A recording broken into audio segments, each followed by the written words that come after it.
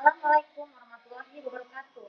Bertemu lagi dengan saya Saskia Putri Samrato di channel aku Saskia Putri Nisa dan episode tutorial NTS 3. Jadi melanjutkan dari topik-topik sebelumnya dari episode 5 dan juga tutorial 4 tentang bullying ke NTS 3 episode 4 yang kemarin.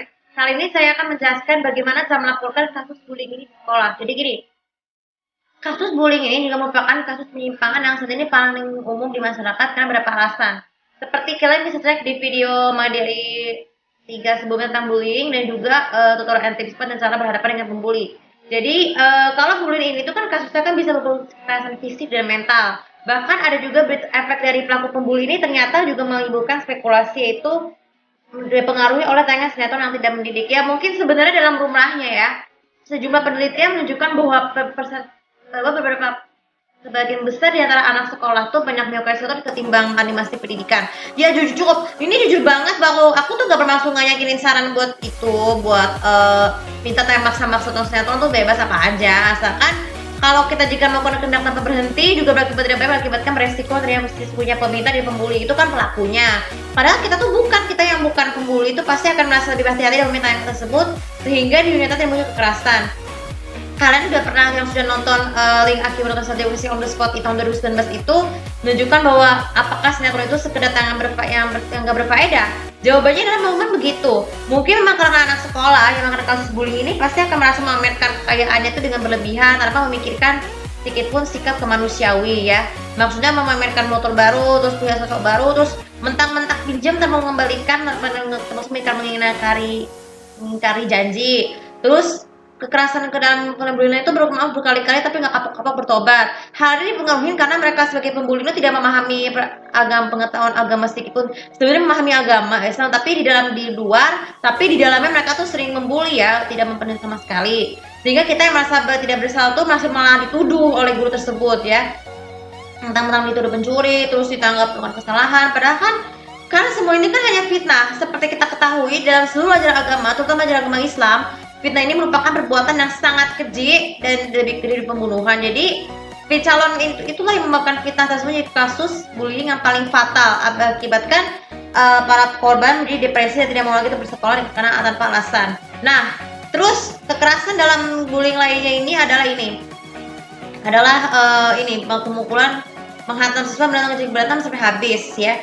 Sebenarnya banyak korban meninggal karena akibat kasus bullying ini, sehingga mengakibatkan kasus bullying tersebut harus ditangkap polisi dan kasus hukum.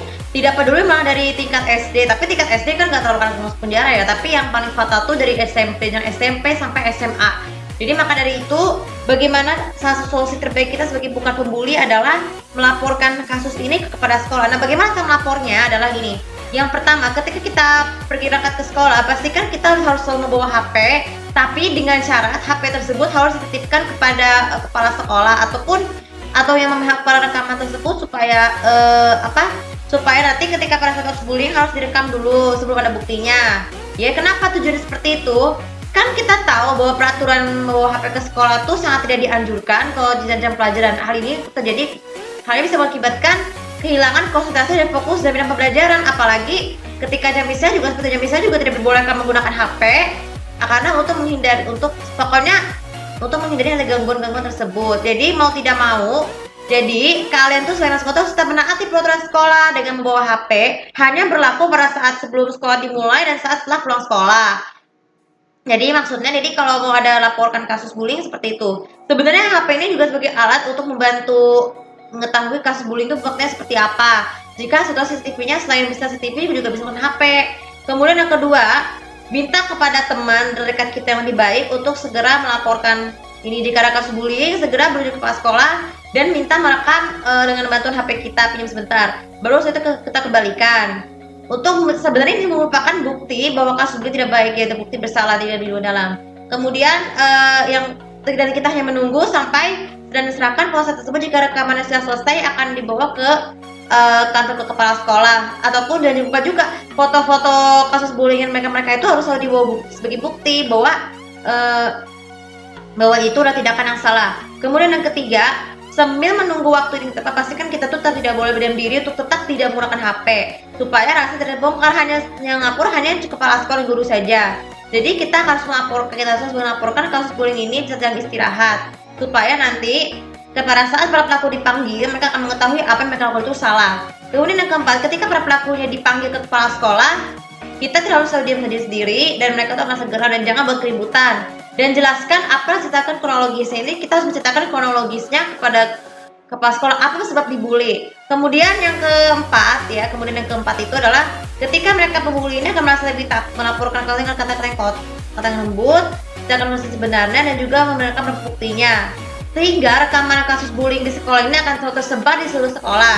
Dan jika sudah selesai terbukti itu bersalah, maka segera laporkan kasus ini kepada pihak kepolisian dan juga pihak sekolah supaya kasus bullying yang itu tidak baik, guys. Jadi sebagai tambahan, sepulang laporan sekolah harus ajaklah guru-guru pulang sebentar orang tua untuk ke kantor polisi dan kapol tersebut.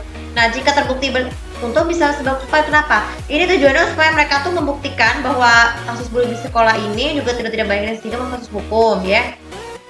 Dan biasanya kan kita seperti itu, infonya seperti apa, buktinya seperti apa, baik berupa foto atau video, tapi juga apakah kita sebagai korban bekas luka hidung ataupun terluka gimana seperti apa, dan bagaimana bagaimana bisa disebut kasus bullying lain itu kekerasan yang ada di pembuli seperti pencurian, terus kehilangan barang, terus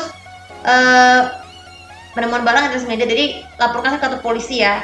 Dan yang terakhir yang paling penting, ketika melaporkan kasus bullying lewat sosmed, laporkan segera kepada guru ataupun misalnya ada foto atau video pornografi atau porno aksi di sekolah supaya kita tidak akan pembuli itu mengeluarkan foto-foto misalnya ke foto HP bukan korban pembuli itu salah karena kakak tidak baik. Jadi kalian perlu sita terus HP mereka. Jika mereka itu sudah dilakukan, para pihak guru dan kepala sekolah akan segera menyita HP atau ponsel mereka tersebut, terutama laptop maupun barang gadget pembuli lainnya supaya tidak mereka akan kapok bahwa kasus tidak baik. Dan jika perlu, orang tua seorang pembuli perlu mengawasi penggunaan gadget mereka, ya, yang bagi pembuli supaya tidak memanfaatkan gadget untuk hal-hal yang seperti kasus bullying atau kasus pornografi aksi, terus video-video pornografi yang tidak benar dan sebagainya. Oke, jadi sebenarnya video ini saya tujukan kepada semua anak-anak sekolah yang nonton, ya. Kalau masalah pembuli, saya akan laporkannya ke pihak yang berwajib agar kasus bullying ini tidak boleh terjadi.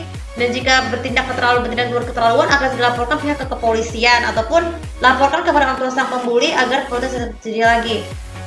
Jadi sekali lagi, kasus bullying akan membawa bahaya bagi fisik dan mental bagi kita. Jadi maka dari itu stop pembulian di sekolah dan agar tidak terjadi selamatkan masa anak generasi muda saat ini dari tindakan kasus kekerasan.